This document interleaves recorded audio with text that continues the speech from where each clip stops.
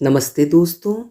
हिंदी साहित्य की अनुपम, बेजोड़ और उम्दा कहानियों के चैनल में आपका स्वागत है। आज सुनिए हिंदी साहित्य कथा जगत में विशेष स्थान रखने वाली लेखिका सुनीता जैन जी की लिखी हुई कहानी काफ़ी नहीं। तो शुरू करें कहानी। हुआ वही जिसका डर था। हमारी फ्लाइट न्यूयॉर्क में ही फंस गई। 2 घंटे देर से चले हम। परसों भी ऐसा ही हुआ था। ये कल के अखबारों में छपा था। एक भारतीय मूल के कलाकार, लंबा काला कुर्ता पहने थे, लंबे बाल, कश्मीर में जन्म, हिंदू होने के बाद भी कुछ संदिग्ध सा नाम। उन्होंने लाख समझाना चाहा कि मैं एक संतूर वादक हूँ, भारत का पद्मश्री हूँ, पर नहीं। उन्हें और उनके बेटे को तो रोक ही लिया गया और बाकी के यात्री भी लेट हुए। उनकी कनेक्टिंग फ्लाइट छूट गई। गनीमत की 2 घंटे देरी से हमारी यात्रा आरंभ हुई, पर अब फ्रैंकफर्ट से ठीक समय अगली फ्लाइट जा रही थी तो भी मेरा सिर दुख रहा था। असहायता की पराकाष्ठा हो गई है आजकल अंतर्राष्ट्रीय यात्राओं में। जाने कौन आपको कब धर दबोचे या किसी अन्य के कारण आप बीच राह में ही राख हो जाएं। एक झुरझुरी सी हुई।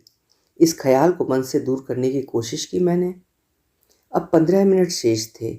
सभी यात्री बैठ चुके थे। मेरे पास आइल सीट थी। बीच की एक खाली और खिड़की वाली सीट पर केरल का एक युवक। कुल मिलाकर सब ठीक ही था। बीच की सीट खाली होने से तनिक हाथ पैर फैलाने की सुविधा होगी। अब तो किसी भी यात्रा में कोई सीट खाली नहीं होती। सभी फ्लाइट्स ठसाठस भरी होती हैं। और ये केरल वाला तो वैसे भी नहीं बोलेगा। ये लोग अपनी ही दुनिया में जीते हैं, तो ये 8 घंटे थोड़े शांति से कटने की संभावना थी। मैंने जैसे ही ये सोचा, एक लंबी तगड़ी महिला हमारी ओर झपटती सी नजर आई। ओफ, ये बीच की खाली सीट इसी की होगी। वो भागती आई थी और हाँफ रही थी। हाथ का सामान उसने किसी तरह ऊपरी ओवरहेड बनी जगह में ठूसा और स्वयं हम दोनों के बीच एक्सक्यूज मी कहती धंस गई। हरा सलवार कमीज, काफ़ी सारा सोने का गहना, क्या पता नकली ही हो। होठों पर भद्दी सी लिपस्टिक। मैंने दूसरी ओर को मुंह करके आंखें बंद कर लीं। वो समझ जाएगी कि मैं बात नहीं करना चाहती। सामान्यतः इतनी अभद्र मैं नहीं होती, पर आज जैसे तैसे दिल्ली पहुंच जाऊं। फिर शायद कई वर्ष विदेश यात्रा की न सोचूं, कम से कम अमेरिका की तो नहीं।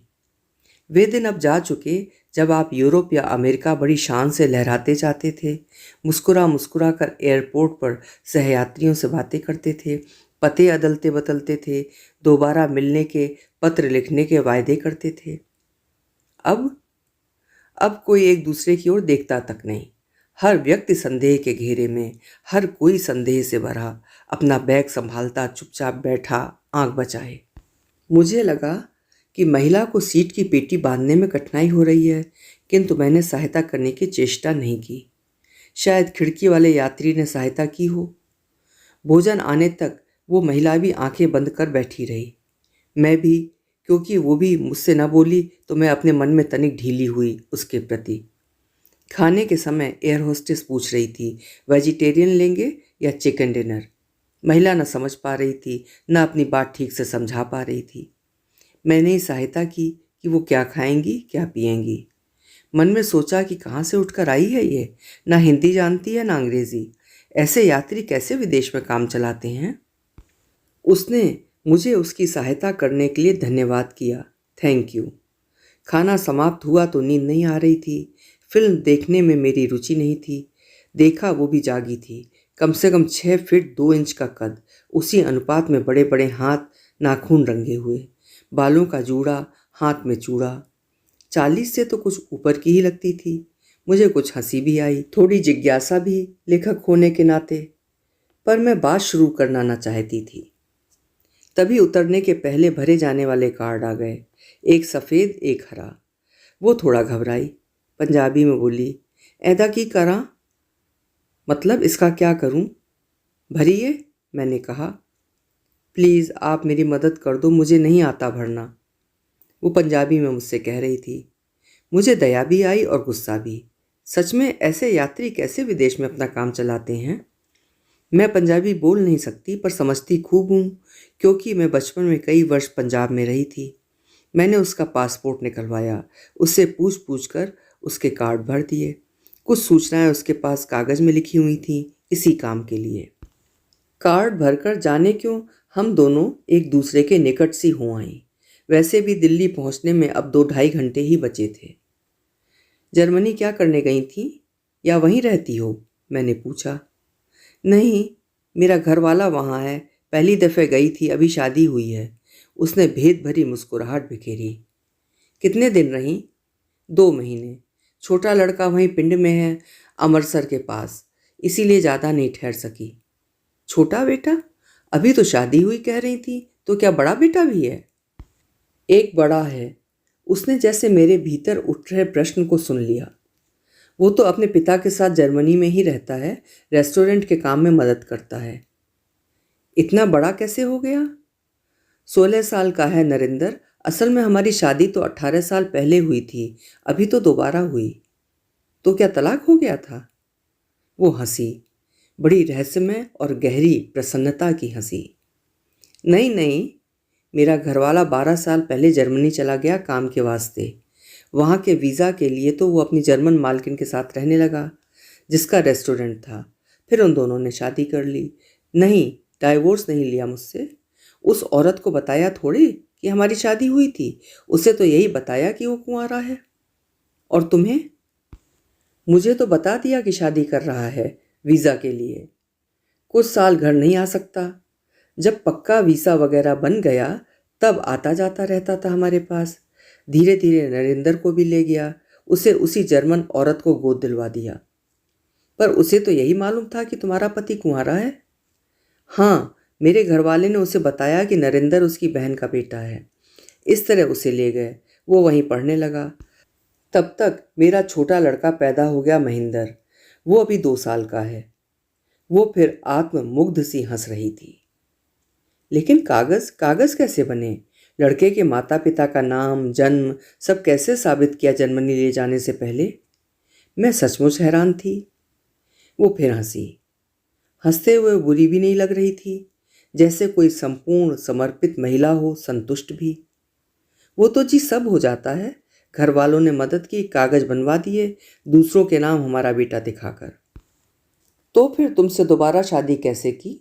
क्यों की? उसने मेरी ओर ऐसे देखा मानो कह रही हो, तुम्हें इतनी सीधी सी बात क्यों नहीं समझ में आती? प्रत्यक्ष में बोली। क्यों की तो कोई बात ही नहीं है ना। उसने तो जर्मन औरत से शादी सिर्फ वीज़ा के लिए की थी। जब वीज़ा पक्का हो गया तो कुछ साल उसके साथ रहना जरूरी था, नहीं तो भेद खुल जाता, वो पुलिस में पकड़वा देती। 10 साल बाद तलाक देने में कोई परेशानी खड़ी नहीं होती, पूछताछ भी नहीं होती। तो जब सब ठीक ठाक सा लगा, उसने उस जर्मन औरत को सब बता दिया, या खुद ही उसे पता लग गया कि वो शादीशुदा है और नरेंद्र उसी का बेटा है। औरत ने तलाक दे दिया। वो तो जी वैसे भी काफ़ी बड़ी थी, उसके बच्चे तो होने नहीं थे, साथ रहकर क्या करती? और होटल? वो तो पार्टनरशिप डलवा ली थी ना मेरे घर वाले ने। आधा बिजनेस उसे मिल गया। डाइवोर्स देकर वो इंडिया आया और मेरे से कोर्ट में शादी की, कागज़ बनवाए, अब वीज़ा भेजा तो मैं जर्मनी गई। और छोटा बेटा? हमने उसका जिक्र नहीं किया कागज़ों में। धीरे धीरे उसे भी अडॉप्ट कर लेंगे। तुम्हें बुरा नहीं लगा उसका 10 साल किसी और के साथ रहना, और तुम्हारे भी? ओ जी, हमारे और बच्चों के लिए ही तो कर रहा था वो सब। बुरा तो लगता था कभी कभी, पर क्या करें, तरक्की वास्ते करना पड़ता है, सब करते हैं। अभी कनाडा से एक मियाँ बीवी आए, हमारे गांव के हैं जी। दोनों वहाँ से तलाक लेके आए। बड़े चिर से वो वहाँ रह रहे थे, वहीं के सिटीजन हो गए, तब तलाक लेकर आ गए। आकर जनानी ने अपने भाई से शादी रचाई कागज़ों पर, आदमी ने अपने बहन से, बस कागज़ों पर जी। और इस तरह दोनों अपने भाई बहन को कनाडा निकाल कर ले गए। थोड़े दिन पीछे कागज़ों में तलाक ले लेंगे। चारों साथ ही रहते हैं। मियाँ बीबी पहले की तरह ही मियाँ बीबी हैं। उनके बहन भाई नौकरी पे लग गए हैं, कमा खा रहे हैं। डाइवोर्स हो जाएगा तब वो भी वहीं के किसी लड़के लड़की से ब्याह कर लेंगे।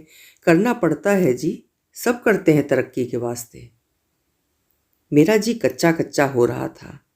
सब करते हैं? अपने देश के कानून को धोखा, दूसरे देश के कानून को धोखा, एक भरोसा करने वाली औरत को धोखा, अपने बच्चों को अपने ही बच्चे ना कहकर फर्जी माँ बाप के बच्चे दिखलाना क्यों करना पड़ता है? किस तरक्की के खातिर अपने ज़मीर, अपने खुदा, अपने समाज को धोखा? इतना तो गरीब भी नहीं है मेरे देश का पंजाब। मैं भी तो वहीं पली थी कभी। मैंने देखे हैं लहलहाते गेहूं के खेत, फलों के बगीचे, सब्जियों से पटी धरती।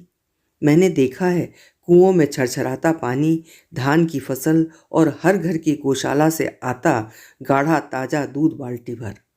देखी हैं सुबह की मक्खन पड़ी छाछ और दोपहर को मकई की रोटी और हरा साग। क्या ये काफ़ी नहीं इज्जत से जीने को? मुझे याद आया कुछ वर्ष पहले मिल्वाकी में भी एक व्यक्ति मिला था। पेट्रोल पंप पर काम करता था। उसने भी ऐसी ही कुछ कहानी सुनाई थी। पहले काली अमेरिकी औरत से शादी की, फिर अपनी ब्याहता को गांव जाकर ले आया। याद आई एक प्रसिद्ध पंजाबी लेखिका की रिपोर्ट। वो भारतीय मूल के उन हजारों अवैध अप्रवासी लड़कों से मिली जो पकड़े जाने पर जर्मनी की जेलों और पुराने किलों में बंद हैं। न उनका कोई वकील, न पैरवी, न माता पिता को उनके मरने जीने की कोई सूचना। कैसे वे गिड़गिड़ा रहे थे अपने देश को लौट जाने के लिए। कैसे चले गए थे विदेश बसने के लोभ में, अपने पुश्तैनी खेत खलिहान मकान बेचकर, बूढ़े माँ बाप को कर्जों में डुबाकर। याद आई एक तुक, बिना संतोष नहीं कोई राजे, सुपन मनोरथ बिरतह काजे। ये किसने कही थी, किसने लिखी थी? अभी आप सुन रहे थे सुनीता जैन जी की लिखी हुई कहानी काफ़ी नहीं। मुझे एक कहानी नहीं लगी, वास्तव में ये एक विकृत सच है। आप अपने विचार कमेंट बॉक्स में ज़रूर लिखिएगा। फिर मिलेंगे। और अगर आपको कंटेंट पसंद आता है मेरे चैनल का, तो मेरे चैनल को सब्सक्राइब भी ज़रूर करिएगा। बहुत बहुत धन्यवाद।